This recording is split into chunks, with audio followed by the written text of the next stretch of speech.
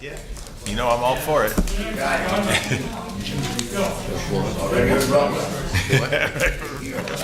Ready to rumble. Would I? Oh, yeah. There's going to be a cat rumble anyway. It's been here. Both sides at the same time. Not much more I can take. You know, yesterday I drove on the boulevard and I saw two dead cats right in Butler and Cunningham. And I'm like, oh, Frank. I'm thinking, right up the head, I was like, well, I hope they didn't get neutered after it because then they just wasted the money. That's terrible.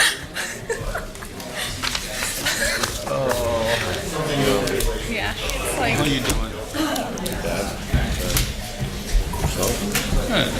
Oh, we're late. Please stand for the pledge. Pledge allegiance. To the flag of the United States of America and to the republic for which it stands, one nation, under God, indivisible, with liberty and justice for all. Almighty and everlasting God, who resides over all things in heaven and earth, come and preside over these deliberations, so that those that make the decisions may be guided by your wisdom.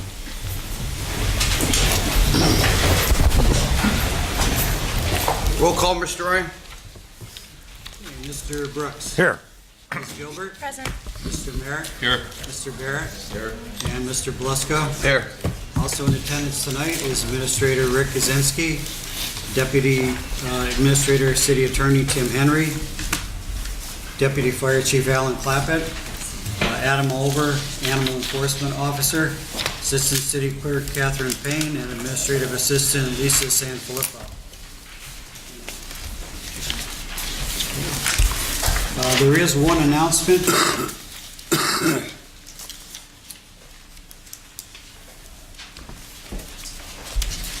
Good evening.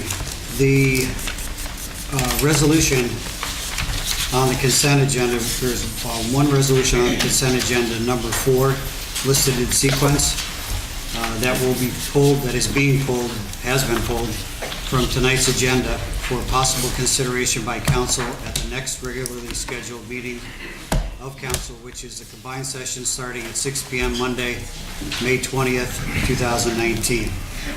That is the resolution relative to the South Main Street Plaza development.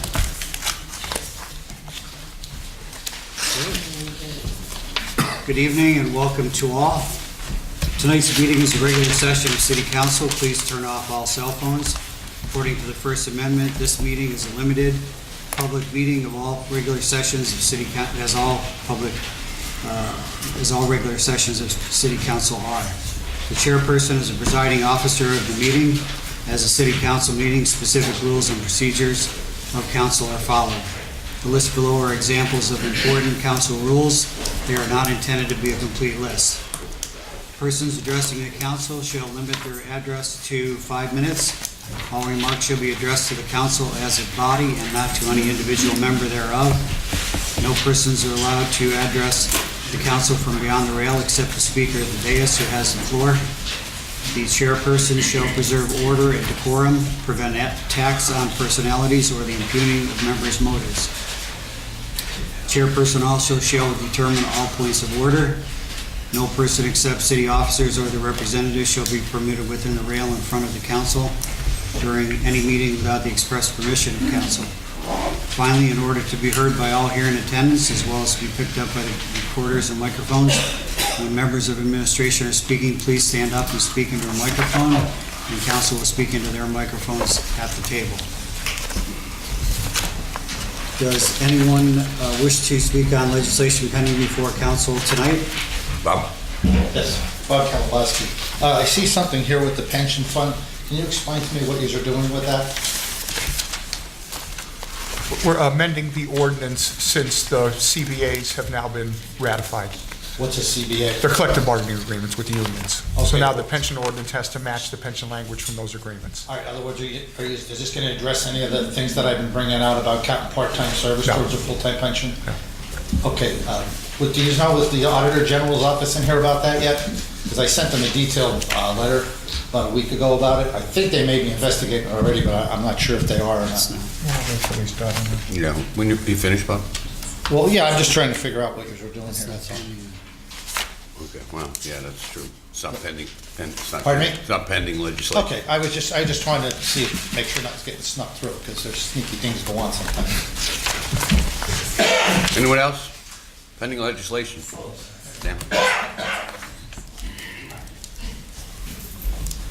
Just a couple of things on the ordinance.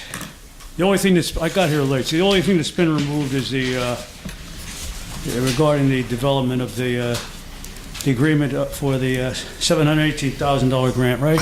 Correct. Okay, so the file of council number 4 on ordinances. I asked about this last time. This is the second reading, final reading. And I just wondered if Mr. Kaczynski or somebody could tell me, well, they don't have the amount in here. Why is that? It's supposed to be $84,000, right? Is that for the bridge, Division Street Bridge? The city has to come up with $84,000, correct? Correct. Why is that not put in there? Is there a reason? I don't know. I mean, these things should be spelled out it's so on the the public actual- can know how much money the city has to come up with here. It was spelled out the last time, I believe, wasn't it? No. No, it It's on wasn't. the actual, that's why I handed. That's why you handed me the... It's right here. Well, I really would appreciate it as a citizen and a taxpayer if in the future you could put the specifics in there so the public knows how much the city has to come up with here. And I'm certainly, as I'm sure most other people here are in favor of repairing and maintaining this bridge, but does the city, it's not such an intelligent question, I guess, but the city does have 84,000, where does this come out of, the general fund, Mr. Kaczynski, do you know, or maybe you can answer that later, I don't know. You finished, Sam? When you finished? The general fund, right? When you finished? You finished? Okay, when I finish. The other thing I have is for the appointment of Ted Wampo to the Fire Civil Service Commission. I'm the only person, I guess, who's been kind of consistently advocating for a little more transparency and a little more commitment on the part of council and the mayor when appointments like this are made. Can anybody, if you could tell me, I assume that I never heard of the Fire Civil Service Commission. I don't assume I assume not too many other people have heard of it either here. But I assume that has something to do with hiring new firefighters, I guess. I don't know. I mean, assuming that they meet the criteria that they have to pass the civil service test and all that, right? Is that close to the? Well, I guess you'll answer that later too. But as long as this indirectly affects the taxpayer, I don't know if Mr. Wampo's in the audience tonight. And I don't have anything against Mr. Wampo personally. I like Mr. Wampo. He's always been very open when he had Mr. Kaczynski's position when he was filling in, when he was the assistant administrator. But I would object. I don't think Mr. Wampo, and I hope maybe somebody else would agree with me here, was the best friend of the taxpayers when he made a lot of decisions arbitrarily. And did a lot of other things that were pretty much under the radar, such as, for instance, I know that he was the prime mover behind the increase in the garbage bag increase for the city, recycling fee increase, the parking meters, the way that and I complained about this before. The way the Sterling deal was handled under the radar, where nobody, and not even Mr. Snyder, was involved there. I pretty much objected to that. I really don't like the way he conducted himself with various things like that. So I think at least before he's appointed, he should speak, and I think this goes for everybody who is appointed to any authority, board, or commission, that this person or persons should come before council. And you people should question them as to why they think they deserve to be appointed or reappointed. Another example, going back to the appointment of Phil Latinsky, who I have nothing personal against, to the Wyoming Valley Sanitary Authority. And Mr. Latinsky, as far as I know, has voted in favor Sam, of every increase in that. Excuse me, Sam. From that. We could stick to the agenda on item yours. Okay. Well, anyway, I'm sorry. I just would recommend that at least this put on the back burner for this appointment. And then just one final question, in the OCD money for the fire truck, is that pre-allotted? I mean, does that come out of a fund that's put away? And Joyce isn't here, I guess. But can anybody tell me if that comes out of a general allotment for the city? Or is it when we have hearings on the OCD, I assume that that is already predetermined, that there's some money put away for things like this. I guess that's it. I don't know if anybody can answer those questions. Sam, I'd touch on Mr. Wampel. I spoke to Mr. Wampel today, and he said, Mike, I didn't request to be on that board. Yeah. The mayor asked me because he has extensive knowledge of it, and that's why the mayor asked him. There's some type of next procedure they have to do that I believe Ted Wampel knows how to do it very well. Because he served on the board previously for a long time. I think What 10 does the years. commission do? Can you? And he's actually, he couldn't be here today because he's working for the county in Knoxville, Tennessee. And we couldn't. He works for the county in what? He's working with the county in Knoxville, Tennessee, at a convention.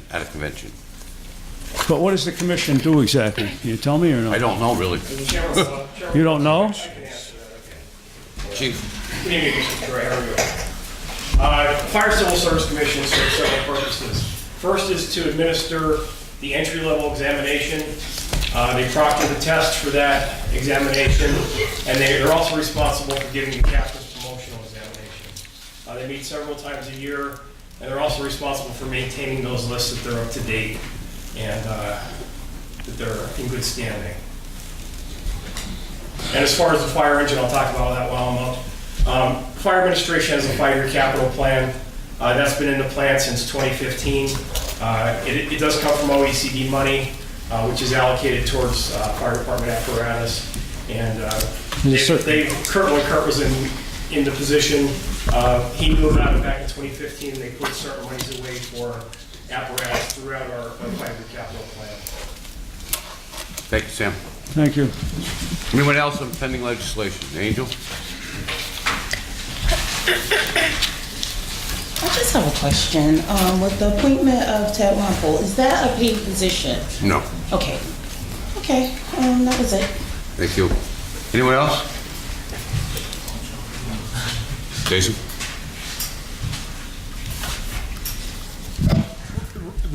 Is it okay to speak about the South Main Street project? I guess it's not on the agenda. It's not on the agenda? Thank you. John? I just want to say, like, when you have these board appointments, like what he just did and explained the whole board, you should do that with every appointment with the boards. Have someone come in and just, that was very good what he did. Just explain what the board does. Everybody doesn't know what every board does, but everybody should be informed on what these boards are doing. Just a little overview, just like he did every time you do board appointments. I think I would agree. Anyone else? Did you? Okay, the first order of official business is consent agenda resolutions. Motion, second, and vote. Motion. Chairman, motion. Second? Second. Mike?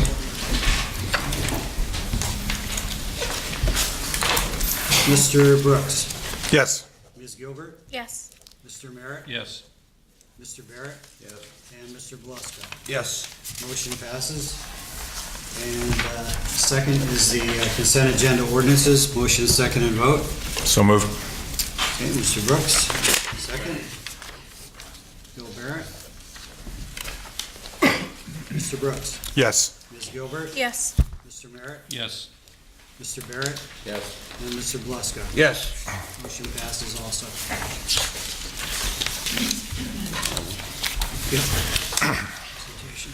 Yeah. Council presentations, Mr. Brooks. Yes, I have something. I'm going to read my statement. In Monday's Times Leader, there was a newspaper article regarding the Sphere International contractors that have begun asbestos removal from the former Frank Clark property at 63 South Main Street in preparation for the building demolition. While I'm pleased to learn that the developer is beginning work on this project, I also want to go on record and express concern. When Sphere International originally announced this project in 2015, they publicly committed to preserving the facades of the Frank Clark and Engel buildings and incorporating them into the project. The facade preservation was also a requirement in the city's request for proposals that resulted in Sphere being granted the development rights for the city-owned portion of this site. It is clear from Monday's newspaper article that the plans have changed from what was originally proposed. For example, the developers have said that they now intend to build around the Hollywood shop property, which is really one half of the Engel building. However, the public hasn't seen any updated development plans.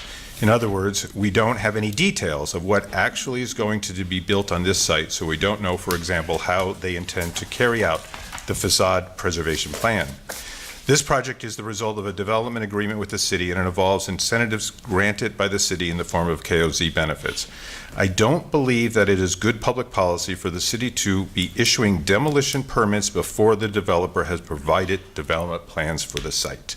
As a result, before the city issues any further permits, I like to see concrete evidence of the developer's updated plans for this site. This shouldn't be an issue. It's really just a matter of understanding for the plans going forward. So my question to you, Rick, can we organize a presentation by Sphere development team, and can we hold off issuing any demo permits unless they present us with their plans going forward? Actually, I saw some preliminary plans this week, but I want to, actually, if council could explain maybe the facade. Is that what you're talking about? Correct. Preserving the facade. And was there some language in there somewhere? Yeah, they signed an agreement and the developers to preserve their facade. The Diamond City Partnership put up $35,000 to help them pay for it. But now it seems from that article that it changed, and I'd just like to get a concrete update on what their plans are. Why don't I see if I can get in touch with the attorney for Sphere and coordinate some kind of meeting? Okay. So you can sit down with those guys and hash this out. I appreciate it. Okay. Great. Thank you, Mr. Chairman. Ms. Gilbert, anything today? Yeah, two things. Again, we're still having the issue on South Meade Street between East South and New Market. There's cars continually coming the wrong way. It's a one-way street. All different all different times of the day. So I can't really pinpoint when a police officer should be there, but it's pretty frequent. I was walking there the other day and I saw two cars coming down the wrong way.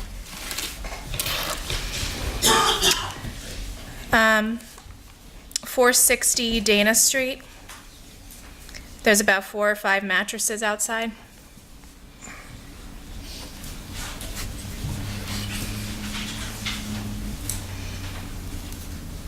And just a general question. I know that there are only certain contractors that are allowed to do like roofing work and things like that on residential properties in the city. Is there any way, or is there any place where a resident can access the list of approved contractors? I'm not sure. Do you know? I could check with Butch to see if they keep a list of licensed contractors in the city of Wilkes-Barre Okay. who do roofing work.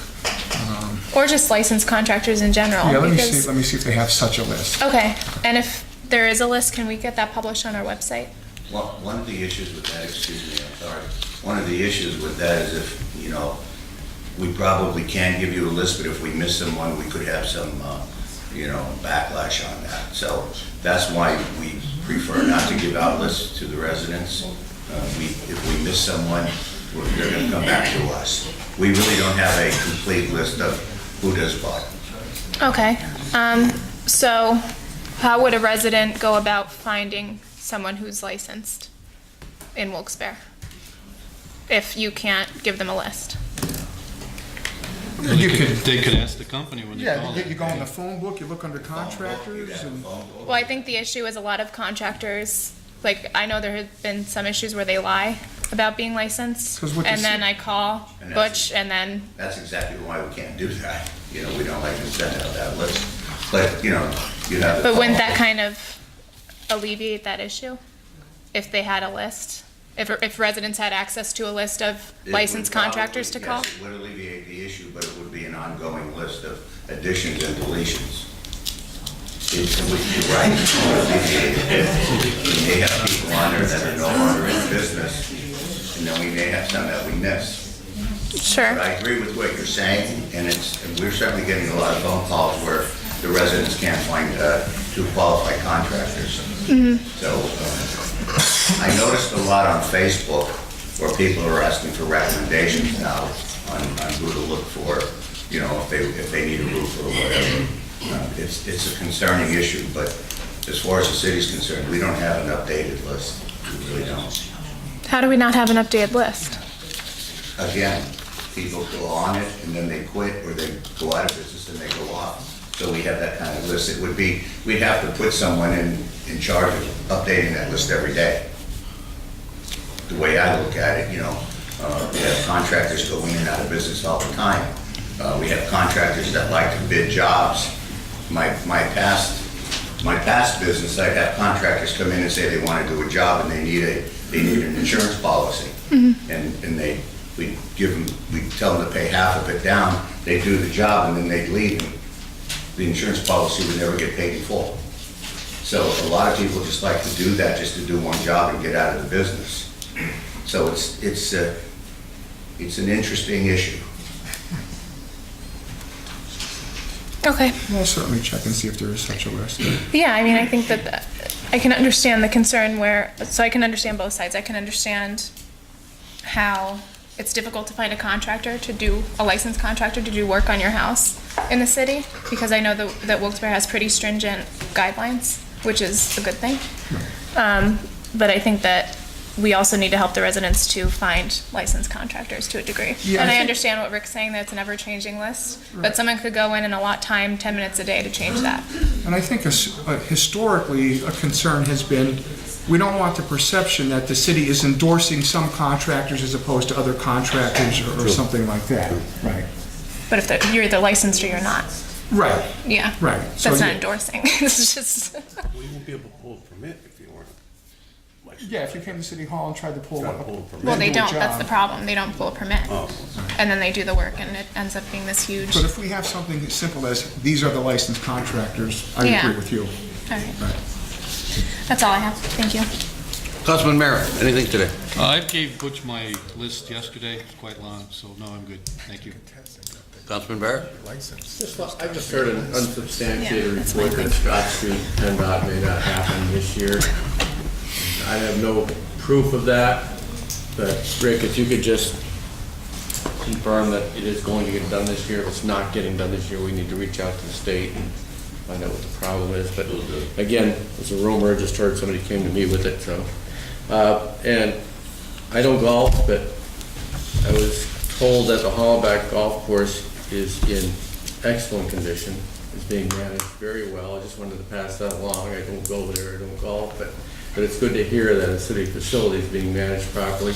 And I was told there's a little bit of an issue with something on the 7th hole. I don't know, but all in all, they're very pleased with the way it is being maintained, the way it is being run. And so, commendation to whoever's involved in that and what they're doing there, and keep up the good work. That's all I have. Thank you, sir. Thank you. Public discussion. Kit Kelchner.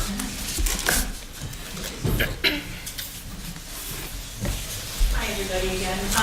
I'm here just to see if anything has changed, if Adam could give us an update, or the mayor did give me permission to trap cats again, because I went there personally, individually. I don't know if that was the most fair thing to do, but I am now allowed to trap cats, and I think it's because anybody who might put up a fuss, Adam can bring a trap to their home. But I did find something else since the last meeting that makes no sense to me, and that is, we are trapping these cats, they're being taken to the SPCA. The SPCA notifies the Whiskers organizations, and they come, and then they re-release the cats, so we're catching the same cats over and over and over again. To me, and to the neighbors that are all around me tonight, they're feral cats, whether they're fixed, whatever. and they're still back in our neighborhoods, but it's just over and over again, so I'm thinking that if Adam has any more news for us with ordinances, or if anybody can catch cats, I think something needs to be done where you can't keep releasing the same cats that we're catching. I don't know if that makes any sense. So that's why I'm here. I was just here mostly to see if anything has changed, and what we're supposed to do. I can't see doing, we could catch them ourselves, but then we have to take them to the SPCA, but they're everywhere. I hope you understand that. We're having an awful time with cats in our neighborhood everywhere. They're getting bigger, and since the last time I'm here, everybody's feeding them, they're huge. So I'm just waiting to see if the city does anything that brings back an ordinance where it's against the law to feed cats. It's against the law to just keep re-releasing them, and if they want to re-release the cats, let them release them in their own backyards. That's my logic. They like the cats, I don't, so release them in your own backyard. But I'm worried about the summertime now, and I'm reading about these cats being, diseased and everything else, and I don't want to be, attacked by one of these cats, and they're bad. Even though they're fixed, they're still bad.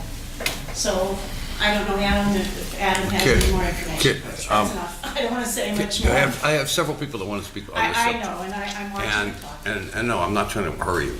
Adam would like to speak after everybody's done, and he'll help you out. I wouldn't have spoken if I would have heard what he had to say. That's what I'm saying. It's kind of counterproductive. Yeah, he has something he wants to.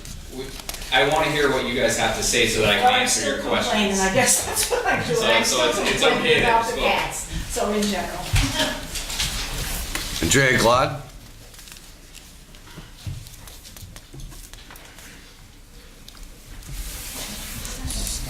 I'm also here to talk about cats. Wilkes-Barre. Oh, ma'am, speak your name for the record, please. Oh, I'm sorry, Andrea Glad. Wilkes-Barre. Okay, I'm here to talk about cats. I want to say that Adam knows that in 1 week, last week, we captured 4 feral cats in 3 days in my yard. I also want to say that I have a little side porch on my house where I keep a rocker. If I put a cushion on that rocker and it stays out overnight, I wake up with a cat on the cushion.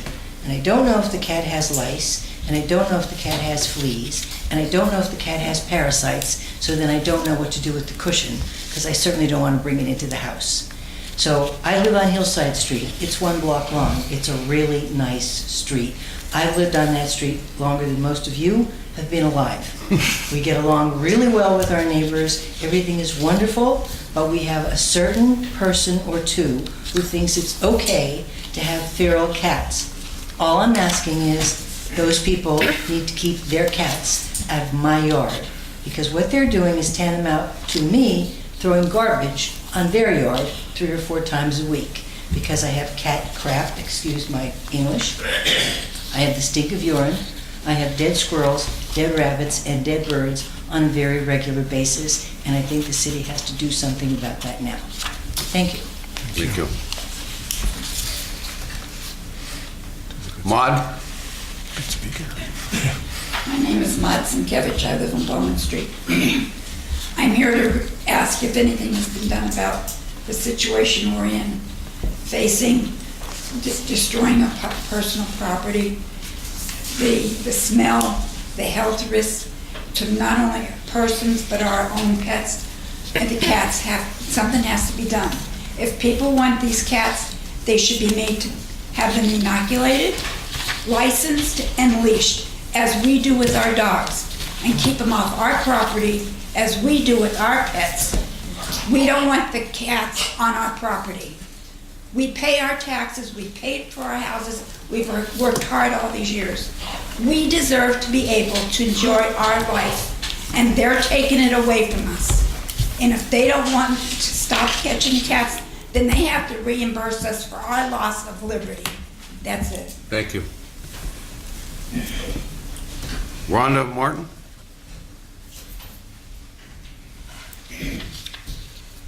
It's Rhonda Martini. Martini. But I also am here about the cats. I spoke last time. I will not curse this time, I promise. I just wanted to know if anything else was being done with these cats. I just planted fresh flowers yesterday, and this morning I went out there and they used it as a giant litter box. And I'm done. If people want cats, I'm with everybody else. Keep them on your property. I have 2 dogs. My dogs are, licensed. They're in my yard. They don't go anywhere else. If they go to the bathroom in my yard, I pick it up. I don't want to have to pick up that and the cats. That's all I'm saying. I'm done.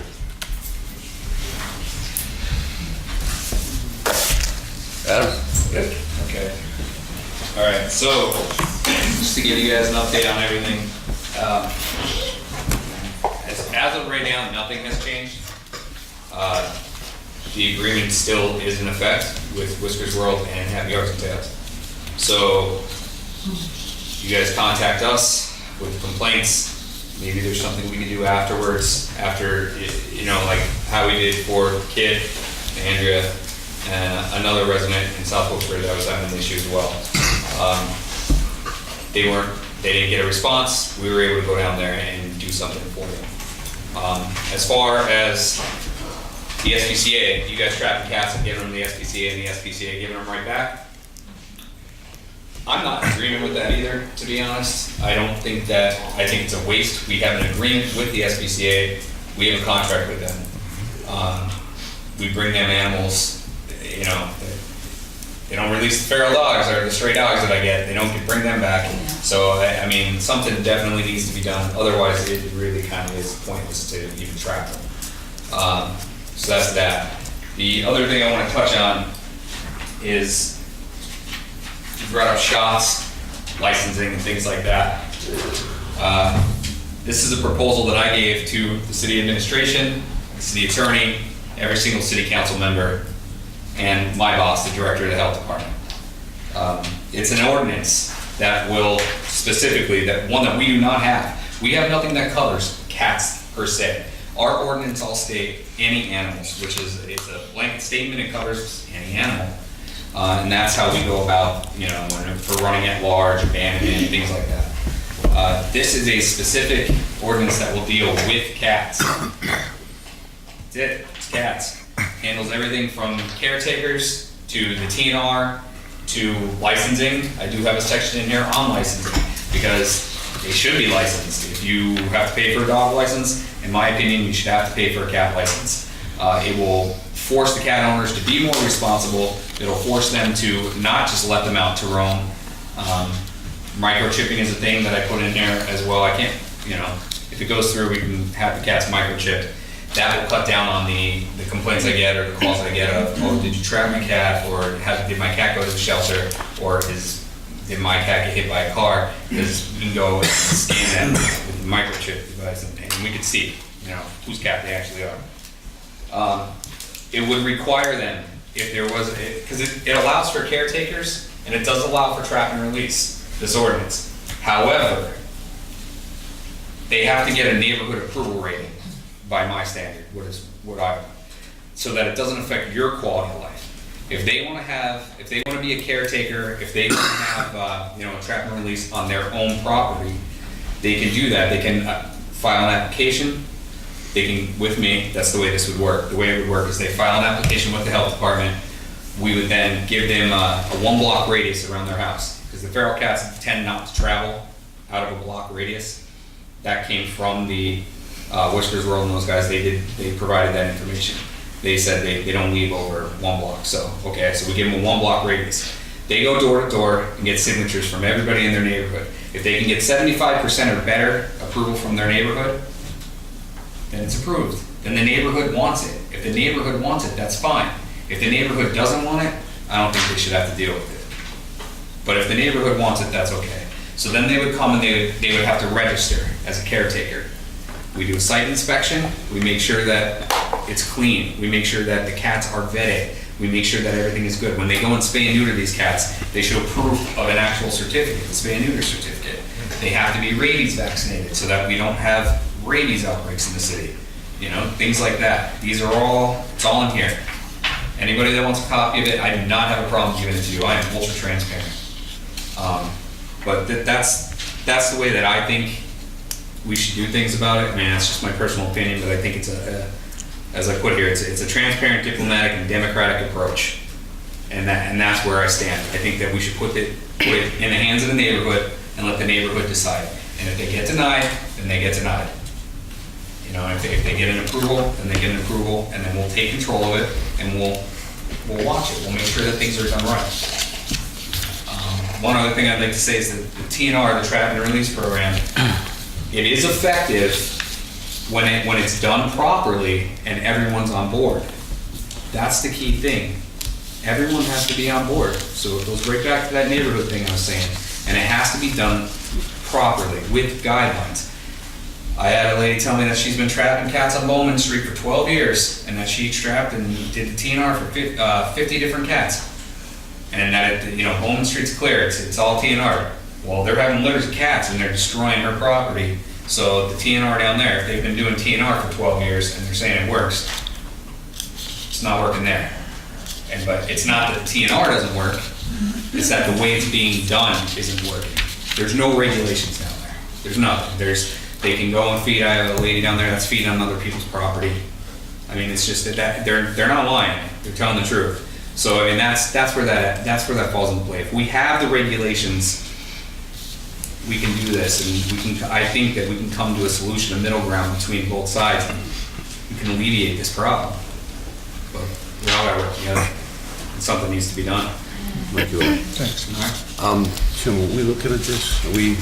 I've been looking at the copy he provided me, but I know that he's provided to all Yeah, city council members. Well, I'll wait till I get input back from you guys. I can say to you guys that the spokespeople for the animal groups and whatnot, they brought up about the ordinance, where places where it worked, and that's where I got this from. I didn't just draft this at my desk and sit down and say, okay, this is the way we're going to do this. No, I reached out to the Pennsylvania State Police, I reached out to Bucks County, we reached out to Allentown, Philadelphia, and a lot of this is verbatim. It's copy and paste from what actually does work in there.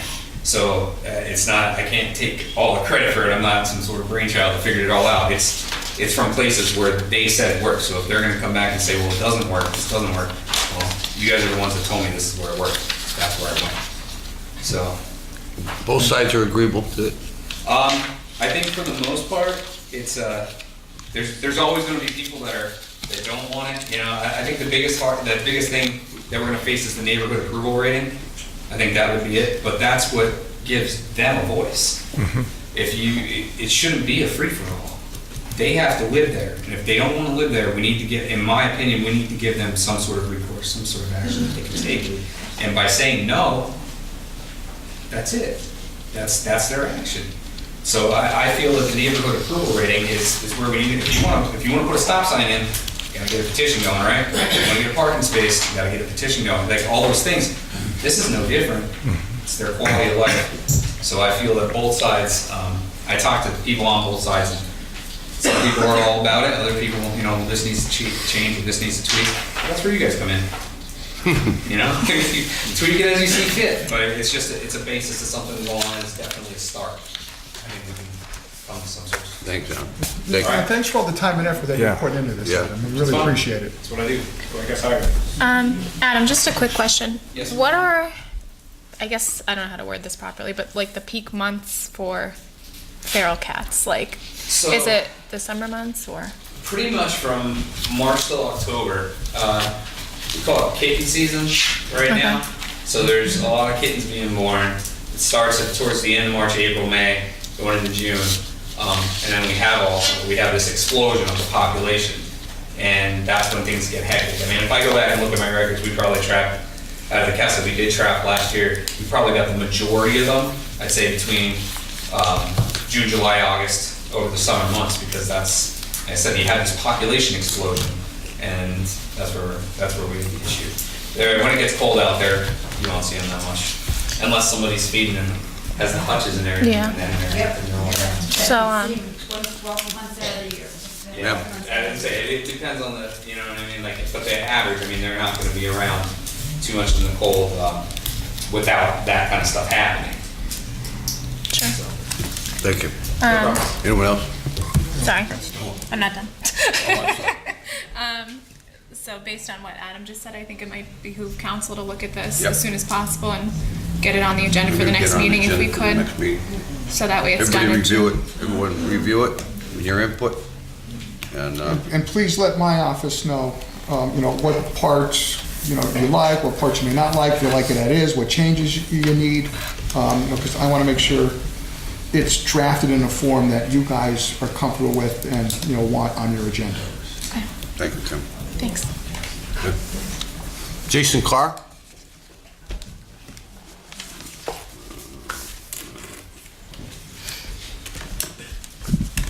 Jason Carr, the City of Wilkes-Barre.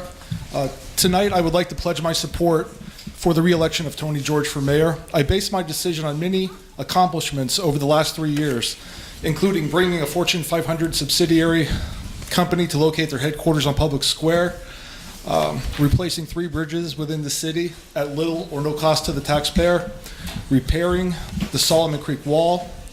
Mayor George was able to negotiate away lifetime health benefits for City Hall employees, an historic event for taxpayers, and victory. The continued expansion of business in the downtown and throughout the city, the development of various vacant sites by private businesses administered by Mayor George, the hiring of Chief Coffey as the leader of the police force. Crime within the city is being dealt with forcefully. Mayor George continues to fight neighborhood blight with over 35 dilapidated properties razed. Mayor George defended city taxpayers by appealing an unfavorable mediator's decision to the state Supreme Court about how police pensions were calculated. Property values in the city of Wilkes-Barre have risen on average by 35% since Mayor George has taken office. I challenge Mayor George to invest more money, time, and resources into the neighborhoods of the city of Wilkes-Barre if he is reelected, and in turn, we will help him continue the resurgence of this great city. When city residents ask themselves, is the city better off than we were 4 years ago? I contend that we are. Some people who were hired by Mayor George let him down by taking advantage of the city taxpayer-funded pension system. But I believe if Mayor George knew that would have happened, he never would have hired them.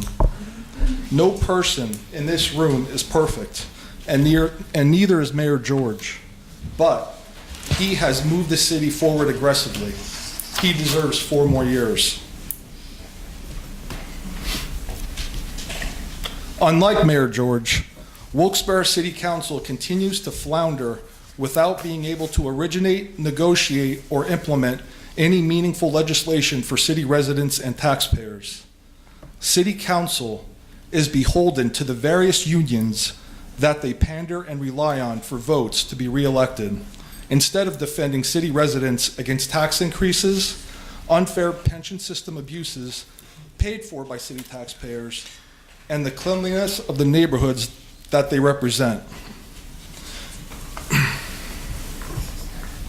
City Council energetically approves various LSA grants for special interests for well over $1 million downtown, but is unable to this day take care of a stray cat problem, dirty streets, high grass, nuisance properties, and the flight of working, tax-paying citizens out of the city.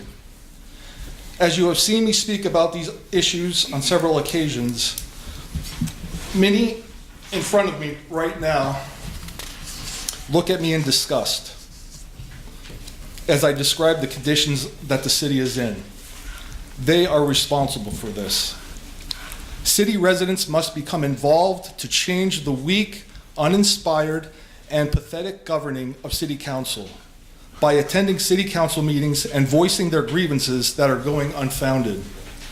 City Council is not concerned with the residents who are elderly on fixed incomes, single mothers raising multiple children, or the hardworking residents who work 40 hours a week just to make ends meet, who comprise a majority of the population. When the pension audit report debuted 2 weeks ago, I asked the councilman, how is the city going to deal with a $56 million deficit? I was told taxes would have to increase. I rebutted, why not cut services? I was told the unions run the show and services won't be cut, and I should propose new revenue-generating policies to the city council. I thought to myself, the streets are still dirty, cats are running wild, nuisance properties pervade the landscape, grass and trees are overgrown throughout the city, and I still pay for garbage bags that city council increased the cost of last year. I then asked myself, haven't services already been decreased? Thank you, Jason. I have 18 seconds. I just want to let you know, Mike, that on the street that my mother lives on, as well as you live on, there's a family of 4 leaving the city. They make a combined income of about $150,000 a year. They're moving to Plains. Unfortunate. Thank you. Make a comment? Yes. Jason, just for the record, I don't know if you're aware of it or not, because I understand you just recently moved into the city, but this city of Wilkes-Barre is a home rule charter, and in the home rule charter, the mayor is the chief operating officer of the city. He's responsible for the day-to-day, him and his administration is responsible for the day-to-day operation of the city. Council cannot direct anybody to do anything in the city. Council is the lawmaking body of the city, and that's what they're tasked with, and that's their main responsibility. So I just want to make sure that you understand that distinction. Michael Steinberg?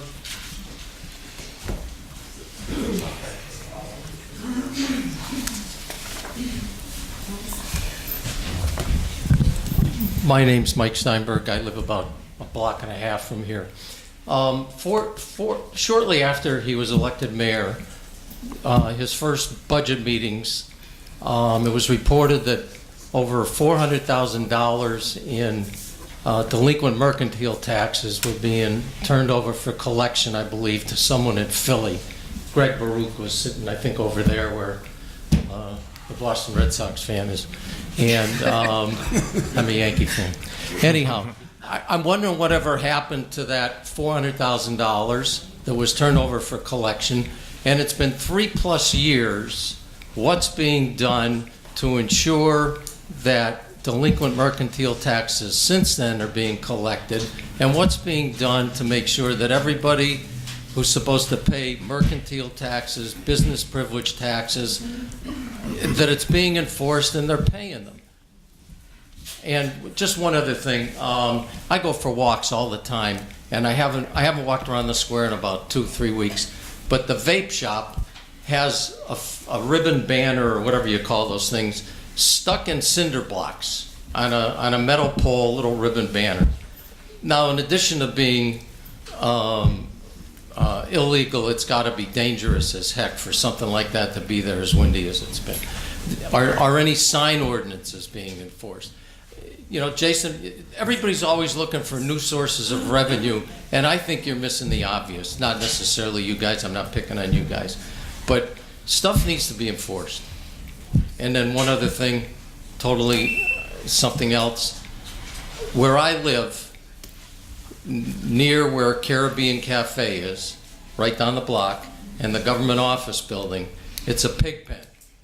People are sitting on the brick walls down there.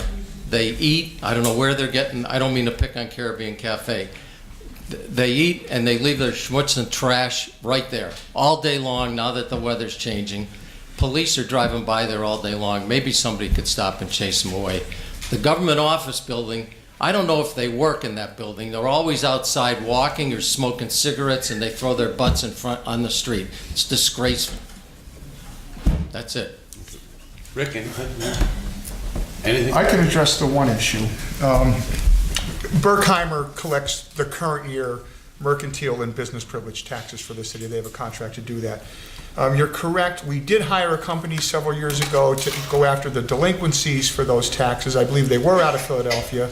Their name escapes me right now. I know they have been successful in collecting some of the delinquencies that were due. I don't know what that figure is off the top of my head. I don't even know how much of the 400 they have, but I know periodically, we do get payments from that company who is chasing down people. Well, don't you think you ought to report that to the public so they don't know that someone's doing their job? Sure, But whose that'd be a job great is it to idea. enforce Sir, that? sir. How does it get to be, Sir. how do you get Sir. to that kind of delinquency? You had your 5 minutes, please. Oh, okay. Sorry.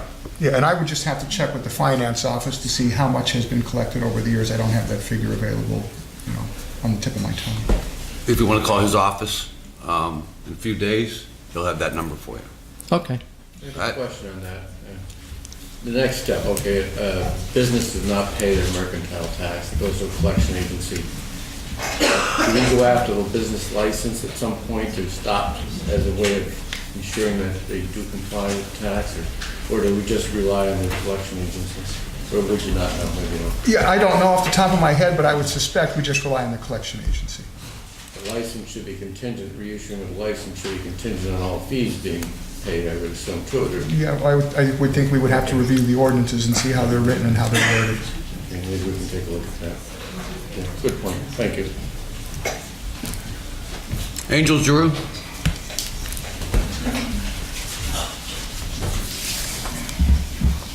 Angel Rowe, 47 Minor Street, Wilkes-Barre. At last city council meeting, I brought up a discussion about the Civilian and Police Review Board. Since that time, I've gotten numerous phone calls, pros and cons. Again, I'm gonna make this clear. This is not anti-police, anti-anything. This is a way many cities deal with of having a better working relationship with the police and civilians. I've sent to Councilman Tony Brooks some research that I found on the internet that addresses this. And again, I can tell you, out of most major cities, out of all the major cities, only six have a civilian review board. Out of 1,800 small towns and communities, only 200 have this. Again, that changes with the makeup of the community. The more wealthy, less need of it. The less income, the more need of it. Statistics will prove that. Again, this is also my concern for the police. You cannot read a newspaper today about police officers being assaulted and killed. I want to know, as a citizen, is my police officers equipped? Is their police department giving all the tools they have? Or they have all the training they need to deal with the new issues that address these officers every day?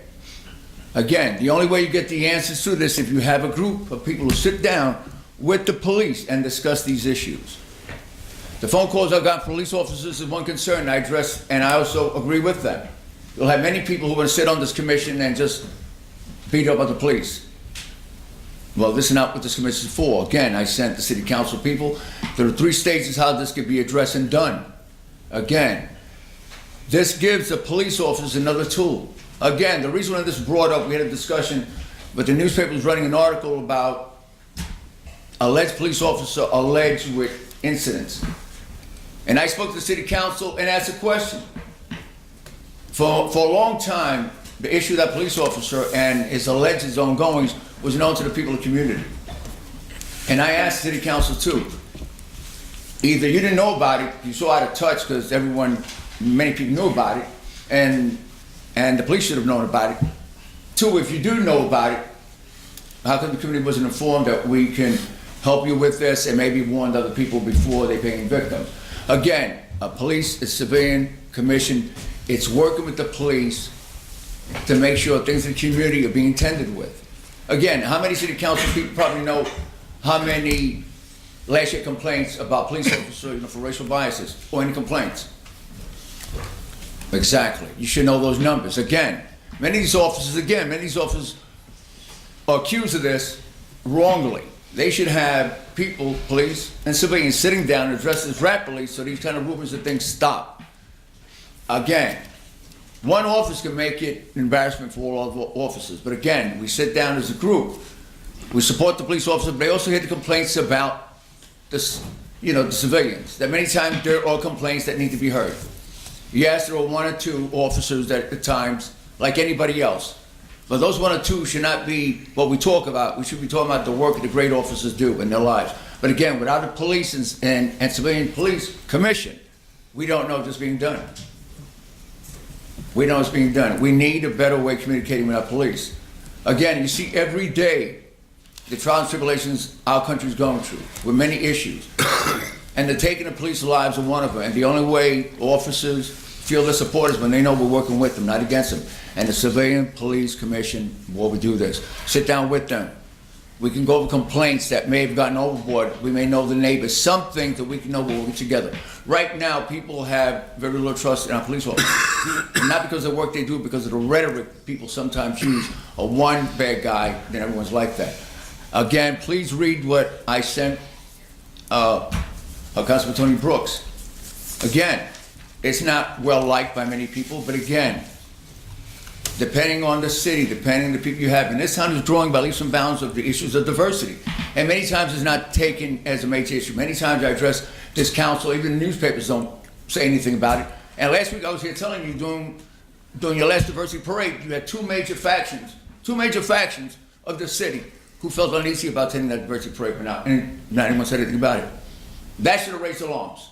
Just so this commission would be able to deal with why that happened. Why were two major entities in the city felt uncomfortable with the issue of diversity? Vice versa, which caused other people to have the issue with the police officers. This has to be addressed, and the commission, we can sit down professionally and in good faith address the problems that address both the police and civilians. Thank you. Angel. Yeah. I think I told you after the last council meeting that I'm in full support of a board like that. I think that if done correctly, I think the police department would be on board with it too. I think that it's good for community policing. And I also think that it would allow an avenue for the police department to be more transparent with the public. And vice versa, for the public to be more transparent with the police department about different issues. So I think it's a great idea, and I think that if done correctly, it could be a really great thing for the city. So I agree. I want everyone to know this is, again, more of anything else, it's like our police officers. Well, there isn't too many of them. And we shouldn't. And most of the time it's because the committee doesn't know what they need. Angel. Okay. He asked me a question. What's going on? Thank you, Angel. John Sahoski?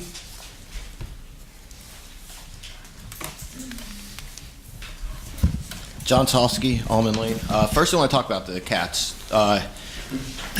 In Chapter 5 City Code of Ordinances, Chapter 5, Animals and Fowl, Section 5-1. For the purpose of this chapter, the following terms shall have the meaning respectively ascribed to them. Animals shall include dog, cats. I'm just going to leave it there with dogs, cats. So cat in your ordinance, you know, the definition, it's saying cats are considered an animal. And then, let me get down to it. I'm just going to read the same thing I read last time. Because I don't understand how trap and release is allowed, because under Section 5-9, abandonment, it shall be unlawful for any person to abandon or attempt to abandon any animal within the city limits. Adam said the last time that they have, if someone's releasing, I guess, these cats, that they're assuming care for them. So my question is about that.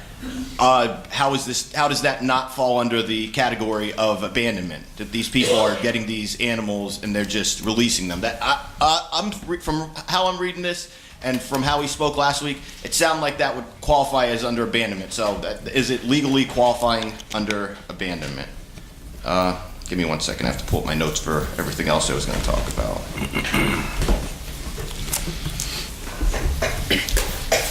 Okay.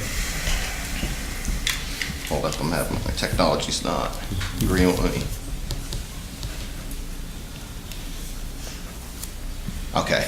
I just took off the South Main Street project, but I'm concerned because I see George Albert's involved. He contributed I seen at least $1,000 contribution for the mayor. So my question is, did he contribute to anybody else's political campaigns? Because I see an issue with, I don't see an issue with working with him. I just think that that's something that should be, put out in front of everybody. That if he's donating, that should be, you should be clear that he's donating when you're voting on these projects. And you were talking about legislations about not taking contributions from contractors. Is there any movement with that? I was riding my bike today, and I seen that you guys did some pothole patching. I seen on Oregon Street. Now, the work that's done with those pothole patchers, I think that they're just a waste. The machines that you got are they're junk. Like, I went and I was riding over them, and it just looks like it's tar and little rocks put down. So as soon as cars start driving over where they patch the potholes, it just flicks rocks all over the place. So I'd like to really look into another piece of equipment to patch potholes, because the thing you have, I'm sorry, it's just a piece of junk. Now, this is different. Is the city, with the new collective bargaining you did with the unions for the city workers, does the city still have the ability to hire private contractors to pick up the trash now, or do we have to have city workers picking up the trash? And South Main Street, I complained about the parking meters a few weeks ago, and you guys like, I guess you were going to do something, but the cones are back up. I didn't see any deliveries at that spot, but there's no parking meters. So how long is it going to take for us to get parking meters? Because we're losing revenue by having, those 3 spots where you by Family Dollar I'm talking about. Those 3 spots are prime parking, and you guys are missing out on money in that. And that's all I have. Adam, you got anything there? Yeah. So with the trap and release and being abandonment, things like that. Trapping and releasing cats, right now we don't know what they're doing. We don't know if it should be under a caretaker. That's the whole thing. That's the whole agreement, is that the cats get trapped, they get released, and a person takes care of them. Right now there's no way to tell if that's what's going on with the way that they're doing it. I do agree with you. I do agree that if you just take a cat, if I trap a cat at her house and I bring it down and set it and walk away and just it's gonna go back into its neighborhood, that is abandonment. In my eyes, that is abandonment. You took an animal from its area, you did what you did, you brought it back, and you're not taking care of it, you're just releasing it back. That's abandonment. And let me just jump in right here. That's going to be the issue. The issue is going to be, and I'll certainly look into this, unless we have that new ordinance on the agenda soon, and this all becomes moot. The area is so gray. Like I stated last time. Right. It's going to be how much control do you have to exercise over an animal, so you are, then abandoning it. Is just taking it, fixing it, and letting it back out, have you exercised enough custody and control over the animal to consider then, when you let it go, is that legally abandonment? And I don't know the answer to that question. It is. It is. It legally is. That's so. In order, it's falls under Hill Street. You need to provide food and water for it afterwards. You're supposed to take care of it. You actually have to take care of the animal. So that's where it comes in. If you have a caretaker, then with the trap and release and them having a caretaker, it's legal. They're not abandoning. Somebody is actually providing food, they're providing water, they're doing things. But with the groups coming in and just taking cats and then coming back and putting them on the streets without a caretaker, without anything, that is abandonment technically. However, like I said, there's a great law because there's no actual laws on cats. So that's where we have a problem. And that's why, like I said, with the paperwork that I gave to them, it makes it black and white and says, look, it's specifically for cats. It's not for any other animal. It's not adding to any other ordinance. It's a whole new section just to deal with this issue. And it makes it black and white. And it says you will register your colony as a caretaker, and you will take care of them. We can come in and see that they're being taken care of. If they're not, we would have the ability to shut that down, say no, and prosecute accordingly if they are neglecting them or ill-treating them or things like that. So, does the SPCA have do they have records? John. I just want to know, do they release because this should be, you guys should be concerned with this too. Is the SPCA have records of who they're releasing these cats to that release them back into our neighborhoods? Correct. Yes, they do. So there's some kind of paper trail. John. Okay. Well, anything else? John, as far as the campaign contributions, I personally wouldn't accept anything like that from any contractor. Yep. And that's just my own personal. Yeah, same here. I've Same never here. gotten a I don't think contribution any like that. council member would, to be honest with you. pothole pads or anything, not the potholes. I agree with you, the machine's junk. I can't defend it. Look at LSA grants or any, find some kind of funding. LSA grants, I think you do it. Good point. Also, to your point, John, about the potholes, I don't know if anyone else is having this issue in any of their districts, but I know in District C, it's gotten to the point where residents are patching potholes on their own. Like on South Main Street, residents are taking gravel and putting them in the potholes just because they've gotten so deep and they need to do something at this point. So, if that's happening in each of your districts, I would just be aware of that. And Somebody patched one on my street. yeah. Yeah, it's not a good problem. Bob Katabaski? No, not yet. Bob Kalabowski. Bill, you and Mike, I'd like you to answer something I brought up about a meeting or two ago. You made a point a while back that you can't change the salaries and stuff unless it's during an election year. I want you to explain to me how we gave Tom Layton those raises we gave him, even though you see the situation we're in. He actually was rewarded for what happened to the city. You gave him increases in salaries, and it really got me when you said you can only do it during an election year to change the salaries. So after I'm done talking, I want you to explain Bob, to me. you'll address council as a whole. Please. I understand, You know but that. I'm trying to make a point here, something that he brought up. If they would like to, answer your Well, question. they should, they did it, they're, what he's saying he did, what he said a while ago, you can't do unless it's election year, but they did it, so I want to find out how they did it. Okay. Okay, I'm just asking a question, you let other people do it. I got you. And I'm only trying to make a point. I got You got a cop standing back there. Something else I want to bring up about is Market Street Square Complex. I see Mr. Albert, who I don't know, I don't care to know him, I don't know what he's doing. But I want you to look into the Market Street Square Complex.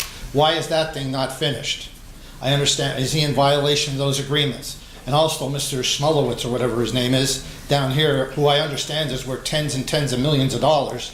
Why are we coming back here to the taxpayers to go after one of these grants when it could be used for somebody who could probably really use money to help? And also, is he still suing the city over that development? Remember, when they came in here a few years ago, it was like boom. They were gonna put up some kind of shopping plaza or whatever. That's how many years ago? And also, let's see if they're in violation of the agreement where he would preserve the Planters Peanuts building down there. Nothing's been done to it, other than homeless people living there and doing whatever they're doing in there. What has been done to preserve the building? And I think what he brought up about campaign contributions, if you aren't taking those contributions from these contractors, I'm sure Tony George will double up and take what he can get, and that's for sure. But I'm wondering, did Tony George get campaign contributions? Is that going to help this thing get along? But the important points I'm bringing up here is, why isn't Market Street Square done? Is Mr. Smolowitz suing us yet? And why wasn't it completed what it was supposed to be a few years ago? And what Mr. Carr brought up about Tony George, and then Angel about the police department, what happened to the police department, and what I agree with Mr. Barrett, and I talked to him out of council chambers, was let's see what happens with that police report. That's what happened to the police department, was how it was ruined. And I have to go into the details of the hundreds of thousands of dollars it's costing us, and it's gonna cost us, the lawsuits? That's what happened to the police department. It was ruined. And Mr. Carr wants to support Mayor George, that's great, I hope he does. He could support him all he wants. But don't forget what happened to this city. What did I bring out? Look what happened to that police department. He stuck Tom and Varsky over there, $53,000 a year, and I understand we're paying for his wife, who's now running for controller, paying her health care. Tony George, with his health care, $2,400 a month? How in God's name do you come up with $2,400 a month for health care? That's why we're in this situation. And there is problems with the unions, but don't forget what I brought out. The unions wanted to go along with things. When they were asked him to give up his health care, what did he do? He walked out of the meeting. Why can't this council force him on Medicaid? The man is taking $2,400 a month for health care. I mean, I know he's on a tight budget. I feel sorry for him that he has to drive our city car over to Aldi's to save on pork and beans, up to Malacari's to save on lunch meat, then fighting up at Wegmans over the price of turkeys. You got to feel bad for the guy. I mean, he's got to be destitute with $84,000 a year and 2 pensions. I mean, I could almost cry for him. I mean, the poor guy. You know, he probably goes to the cheap night down at the movies. I mean, you feel bad for him. It's funny he ended up sitting up at 309 siphoning gas out of cars because if he gets caught, nobody will turn him in. I feel my heart's broke for the man. Broken for the man. So I guess that's it. Can you just answer my questions, Bill? Rick, what's going on with that complex? Here's a good point. It kind of stalled. The Market Street Square? Yeah. I have no clue. I'd have to find out. It seems like it's just in limbo. It was going along rather well and then stopped. Yeah, it just stopped. It's in limbo. I still have 9 seconds. Just so you understand, too, they've been given multiple extensions, but definitely look in to see if that Smolowitz is still suing us. I do believe it's up for sale now. Yeah, Market Street Square is up for sale, so did he violate his agreement? No, are you talking about this one here? Market Street? Right. And I think that one on South Main Street was for sale, too. Anyone else? The second issue we talked about, the lawsuit related to the Planters Peanuts property, that's been settled for years. That was settled under the prior administration. Did we pay him money?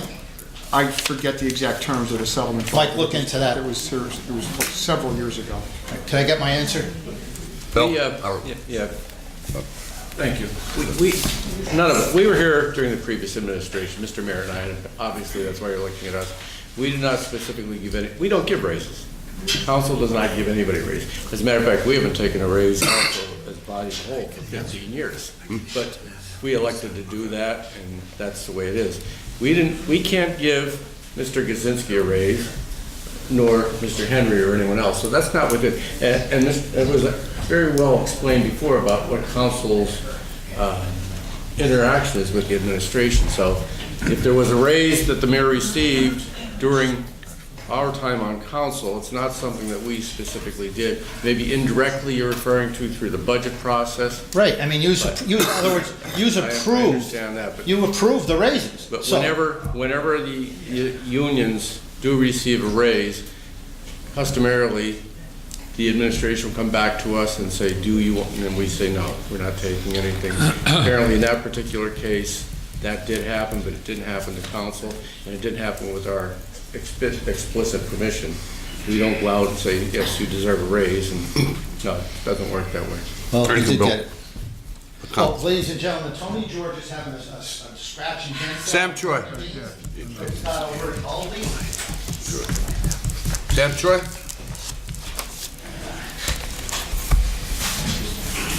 I have a few questions, and one that wasn't answered. Mr. Kaczynski, I did ask about where that $84,000 was coming from, the general fund, I assume. Maybe you can inform us. Seems like a simple question. How much actually is in the general fund? It is. Rick. Okay, well, I'd like to know that. The other thing I wanted to touch on here, which is really bothersome, a blatant example of a lack of commitment on the part of this body and the part of the administration for public involvement. This is something that's been, I guess, occurring. I've been in my mind for a lot of years. I've been coming to council meetings for a lot of years, and it seems the problem has not gotten any better, and maybe has gotten worse to some extent. Along the lines of what Mr. Kadlubowski mentioned with the business of Mr. Smolowitz and George Albert and the parcel of land on South Main Street.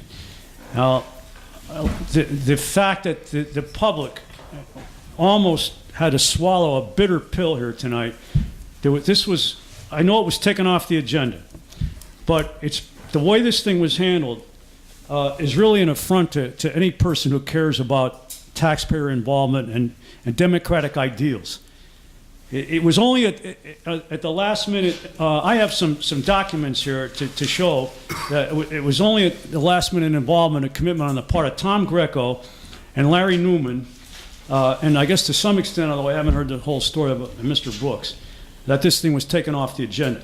Had it not been taken, I'm talking about the agreement to, in case anybody's in the dark, it is on the agenda but was taken off, for the $700,000 state grant that would fund remediation of that site down there to develop that land. On the surface, this looks like a good thing. And I have a feeling that you three would have definitely voted for this thing, and you two may have opposed it, and so it definitely would have passed. And it's only a one-deal thing because it's a resolution and not an ordinance. So my point is here, there has to be more balance in the way these kind of transactions are handled. Since this thing came so close, it really bothers me. It came so close to being put on the agenda and probably passed. Because, as was mentioned here briefly by a couple of other speakers, this person, Mr. Smolowitz, has violated agreements before. He was supposed to come and develop this land in a 3-year period and did not do so. He got a 5-year extension. He got a new an access road built there by the city for no cost. He got 2 parcels of land there for practically a song, and he did not come through in the 5-year commitment either. And now he wants more. He wants more public money to bail him out to remediate that site because there are toxic substances on it, so he could develop it. Now that, to me, seems very unfair and unethical. If you want to call it corporate welfare, you can call it, since I don't think the guy technically has a corporation or whatever he has. But whether not for some last-minute manipulation, this thing would have been on the agenda and passed. So what I'm calling for, now I've heard that this thing is going to be on the agenda for a week Monday, which is a combined session, May 3rd. I think everybody here should plan to attend that and comment on this thing, because as it stands now, the same thing is probably going to happen. Now, there was a work session the other night, which I didn't attend. Mr. Albert was allowed to speak and present his side of the story, I guess at the invitation of council. I assume that was the case, right? Or did he? Yes. Okay. So if Mr. Albert's going to be allowed to speak and present his propaganda, which, we're going to create 60-some jobs, and we're going to remediate this site. Of course, he didn't talk about how the man that he works for, Mr. Smolowitz, has not kept up to his part of the bargain, preserving the site, except preserving the historical aspect, the facade of Planters Peanuts. The point is that the public should have been allowed to speak at this work session. When you people deliberate on something, that to me, I don't know if you want to comment on this, Mr. Henry, but as far as I know about the Sunshine Law, that's a violation of the Sunshine Law. And this has been going on since God knows how long. If you're going to have a presentation that long where one person's giving his side of the story and the public is shut out, and it comes down to a 5-minute involvement on a few citizens' part to talk against this thing, when you make that kind of a commitment to a parcel, that's not right. That's not fair. That's not ethical. The public to be shut out. This is supposed to be a democracy, government for the people, by the people, etc. You know, from Lincoln's famous speech. It still, I thought, holds water, but evidently it doesn't. So my point is, in my last few seconds, I would hope that council, if it's going to put this thing on the agenda Monday, consider that before this thing is talked about and discussed and voted on, that we have a formal public hearing on it. Thank you. Anyone? Sam, can I answer your question on the 84? Yeah, I appreciate it, Rich. Thank you.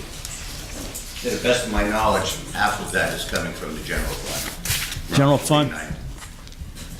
Or whatever it is, 44 something, 45,000, and the rest is coming from OECD. It's 84,000, right? Half of the 84,500. There's enough in there to cover it, I hope. Let's hope. Thank you. Thank you. You're welcome. Angel Mathis? No referendum. You make too much sense, they're gonna throw you out of Angel Mathis, Wilkes-Barre. The first thing on my list is bike paths. I know I'm beating a dead horse, and most likely I'm not gonna get bike paths, but what I can ask is that, council actually have the ordinance of bikes within the 4-block radius of downtown be enforced. My second thing is loitering. Now that it's getting warm and the square is heating up, there is a problem with loitering, as it is all the time. The only problem that we have now is that the members at the senior center, they come for classes and they're afraid to come downtown because of the loitering. And quite honestly, I understand that, you know, although certain businesses were granted liquor license and they actually sell paraphernalia, which is not illegal, but it brings it brings unlikely people loitering within the front of the center. And loitering so badly that they start to urinate on the building and everything else, because after being drunk from, drinking under a liquor license, they don't want to use the bathroom, so they use it on the center. And so my thing is this: is it possible to have more enforcement where it's not just days of loitering? Because as it gets hotter, you get more people, then you start getting the drug cells, and then you get the not so nice people, and then all kinds of names because I make a move. The third thing, what was the third thing? Can you remind me what the third thing was? Oh, thank you. Smoking in the intermodal. When the cop is there, and lately they have put a new cop in, and he makes a presence when he is there.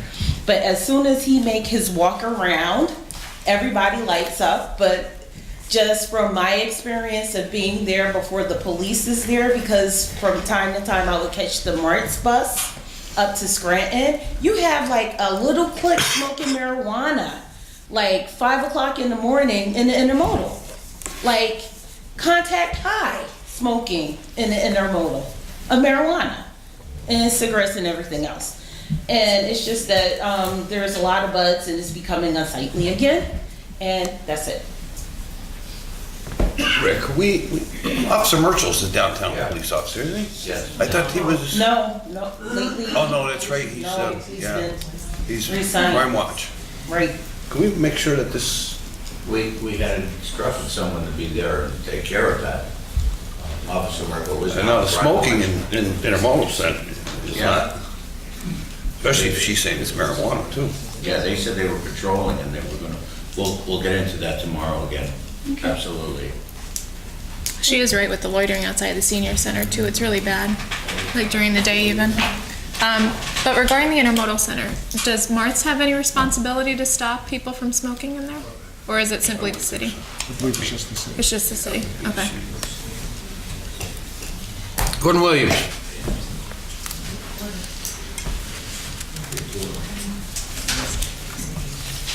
Gordon Williams, 58 West River Street. Mr. Brooks did a very complete presentation on the matter of the new building on the corner of Northampton and South Main. There's just a few points that I want you to consider, we want you to consider. I'm actually here representing the Downtown Residents Association and myself. We had a meeting of the Downtown Residents Association on Tuesday, I believe, and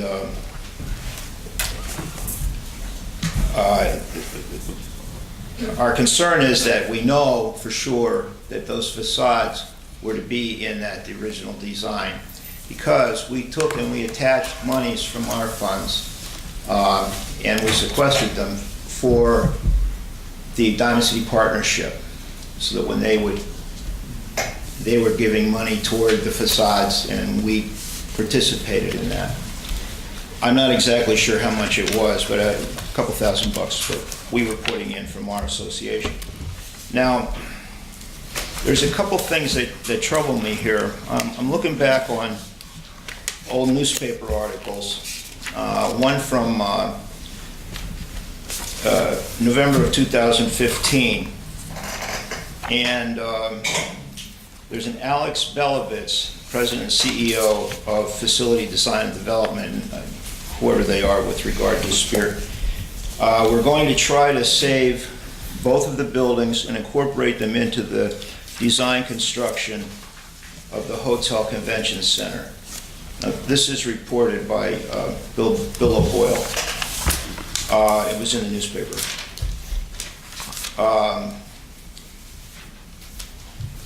And it said, at the very least, we intend to preserve the facades of both buildings. And that was a statement stipulated by the executive from the design people, but a representative of Spear. Now, continuing on, we were alerted by an article written by Jerry Lynott in the Times Leader, where it said that Tony George, Mayor George, on Monday met with officials of Spear International about this development. And then it goes on to say that they're posted notices at 63 South Main for asbestos remediation and so forth. And then it goes on to say that they're going to build around the, not the Frank Clark, the one next door to Frank Clark. And they're going to tear down Frank Clark's. Now that's not part of the deal. Now, we don't want to be deal breakers. We want this thing to happen. We want to, I mean, the city tears down enough stuff. We're real good at that. We want to build things. But those facades are important, and the commitment was made. And Mayor George was on council then, or I don't know if he was the mayor in 15. I guess he was. Many of you were on council when all this was going on, I think, or at least at the table in other capacities. So we, that's our case. That's our statement, and we cannot find the original document. It has been said that they can't find the original document, but I'm sure you have the original document where this was proposed with them incorporating the facade. That document has to be someplace in the agreement of sale or something. So just so you know what we know, and hopefully we can get this to happen the way it was originally presented. Thank you. Thank you. Andrew Augustine?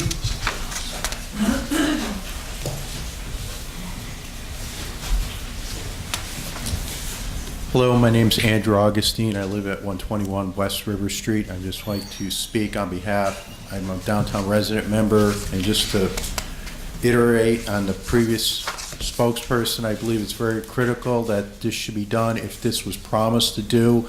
And even if they can't find the specifics, the developer should at least do this out of being a good person to the community, especially across the street.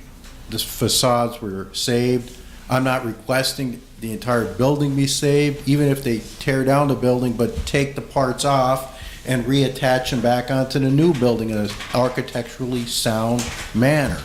And if the current owner that has this is unclear about this, maybe this person should not be in charge of this project. If they're unclear about stuff, they may be unclear about putting enough bolts in the building too. So maybe this person needs some type of assistance on their part as a consultant to make sure they do everything correctly. That's it. Thank you. Good one.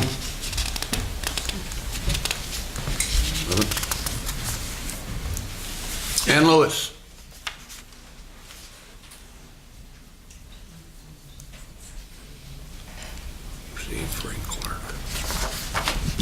My name is Ann Lewis. I live at 121 West River Street. I've owned the building since, I think, 1986. I'm also a member of the Downtown Residents Group. I'm a realtor. I would echo everything that Tony Brooks espoused in his comments about the scary article that we all read in Monday's Times Leader, which stated that not only was asbestos being removed from the historic Frank Clark building, but they were looking for a demolition permit. That is totally wrong. It's totally against the agreement that had been made with the Sphere developers, and it needs to stop. The Frank Clark building is one of a kind. It needs to be preserved. Thank you for listening. Thank you. Anybody have anything to offer before we adjourn? Thank you. I know, I kept adding to my.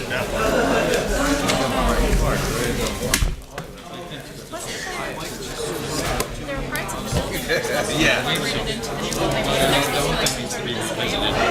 Wilkes-Barre should be revisited. In the new hotel